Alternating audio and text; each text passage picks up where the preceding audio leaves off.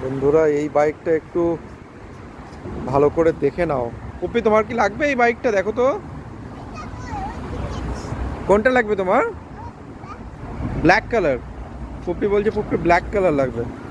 বন্ধুরা একটু এই বাইকটা সম্পর্কে একটু কমেন্ট শুনতে চাইবো, হাউ ইট ইজ। ও, এটা হন্ডার বাইক আছে।